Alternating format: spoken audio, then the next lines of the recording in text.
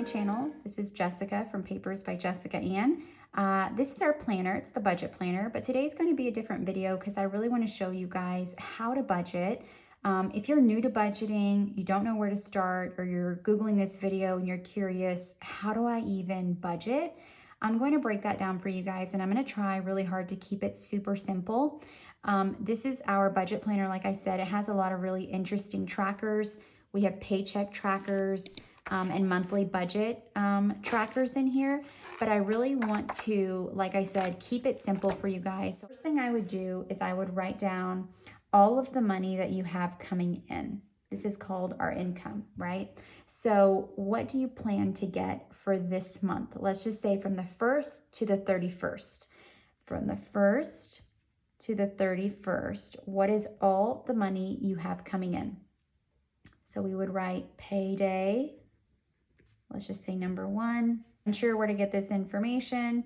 You can pull your check stub from your job. You can pull your bank account app up. You can pull a statement. Always budget the least possible amount. So if you're a variable income, I would budget on the low end. If you're a fixed income, then obviously you know the exact number.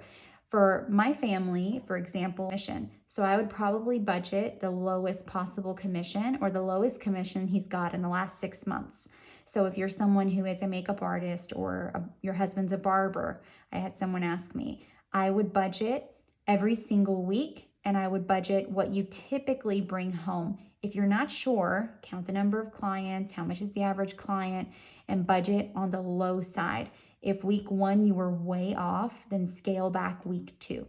For this example, we're going to assume that they make $2,000 twice a month. And so after you have your income, which is a total of $4,000, we're going to write down all of the things that we know we have to pay. Things that are fixed, things that are coming out no matter what, that we don't have a choice. So let's call these our fixed bills. And you can, everybody does these different. I'm going to show you guys what I call fixed bills and why I call them fixed. So I call them fixed because I'm not going to cancel them. It's the light bill, it's the car insurance, it's things that I must pay, right? Rent would be included in here as well. So let's say we have our rent payment. And let's say I'm going to make every single bill $100 just for the sake of numbers. So let's say rent would be fixed. We would have our utilities is a fixed bill because they're coming out every single month. I would have our cable, that might count actually as utilities, would be 100. We have our insurance, would be 100. I wish my bills were all this low. Our insurance, that would be health insurance, life insurance, car insurance, home insurance, whatever insurances would go here. I have on here my subscriptions because I'm not canceling my subscriptions. So I put them in fixed bills. Like I have Netflix, Hulu, Spotify, things like that are on here. Okay, so once we have our fixed bills, we're going to say how much is the total of the fixed bills. Now, on fixed bills, for example, our electric bill might vary, right? We have our gas bill for the house, the gas bill. Let's say the average of all these bills is typically between $60 and $100. I would look at the last 6 months of bills for the rent, the last 6 months of the utilities, the last 6 months of cable, right? And say, what is the average? What was the low? What was the high? And I would budget on the high end. You can toss out the high one, but average and then the highest of those numbers. If you had one crazy month, don't count that, okay? Because budgeting every month $600 for your water bill wouldn't make sense. So we're going to total up our fixed bills on the high end. 1, 2, 3, 4, 5, 600. Okay, so we have $600. This is our total. And then what do we have left to budget is $3,400. Okay, so then now we're going to go to our we can do our variable expenses. So these are bills that are interchangeable now. Some people say groceries are a fixed bill. They can be, that's totally up to you. Groceries, and I'll put restaurants. We're gonna have things that can change. It'll be spending money. I like to have an idea of what my variable expenses are. So if you know you spend a lot on your kids and your kids are constantly having something come up from school, then I would say one of my variables is school, right, for the kids. If I have a lot of pet expenses because my dogs need allergy medicine, one of my variables would be a pet expense. So you would get an idea of what your variable expenses are by looking at your bank statement or your transactions on your bank app. What are you spending your money on? This is money that's going to be spent. Now, it can roll over to the next month if there's money left, but for the most part, this is money that's going to be spent, but that the amounts change every month.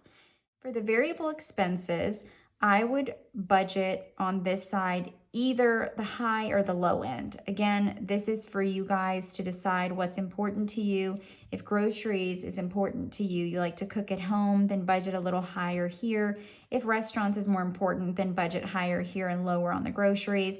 I put an arrow up and down because I think you can do either way with these. That's why they're called variables. So it could be on the higher end or the lower end. For gas, I always like to round up personally. If I typically fill up twice a month, I would budget 3 tanks just in case, because you never know.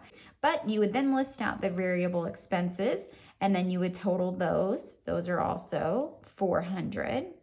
Okay. Again, these are just sample numbers. So from here, 3,400 minus the 400 would be 3,000 left to budget. I'm just abbreviating. Okay. Then we would do our debt payments. So these are any kind of payments that we have. This could be our pay in force. This could be our car payment. This could be a student loan.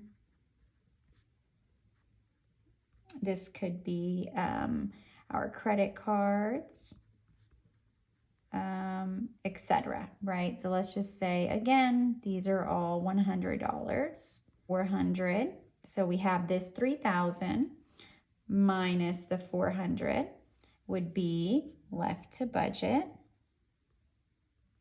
2,600. Saving and planning. Okay, so this is planning for things and saving for the future. So this is the most fun part of the budget if you've made it here. If you're stuck here and you've ran out of funds, then stay here within these numbers until you come out of payments or until you lower some of your variable bills. Once you get to saving and planning, this is when your extra money can be put aside. So I would say I'm planning for new car tires. I'm planning for my kids need school clothes in August. I'm planning for a vacation. I want to get a new computer. Maybe I want to get a new puppy. Let's just say all of these things are getting $500. The 152, 5, so 2,500 minus the 26 left to budget is $100. Now, I would if you're in the beginning stages of budgeting, which I imagine you are if you're watching this video, I would leave the $100 in my account just to be on the safe side. I would leave it. Now, you're like, well, what happens if there's 150 at the end of the month? Then you haven't used something here. So every month, be looking back at what's cleared. Once your car payment has come out, I would just do a check mark. And that's why we have in our planner, we actually have paycheck budgeting, which is where you could track the bills by date and how much, and you could check mark that they've cleared. We also have a bill calendar in the back that I'll show you guys in another video, but it's where you can actually check each month that all the bills got paid. So I would leave this money sitting in the account and I would ignore your bank balance for the most part. Check it every day for bills that are clearing. When the rent clears, you check, you know what's coming out. If you have groceries, $100, then keep an eye on the 100 that you're spending exactly 100. Use cash if you're going to use your debit card. We have our expense trackers in here next to the paycheck planner, and say food, and then you have groceries, restaurants, vehicle, gas, whatever you want to track, and then be sure you're at this number, or that you're staying on this number so you don't go out of budget, and then check it once the money is gone. And this is very, very simple. I can definitely go into this a lot more and break it down, but this is a very simple way of doing it. I would call this rollover, or a cushion, or just your extra. I would suggest having this a decent amount if you're new to budgeting, because mistakes are going to happen. You might forget a bill, especially in the beginning. So I hope this helps. If you guys have any questions, please leave it in the comments. Again, if you guys want to see more content on our planner, check out our page.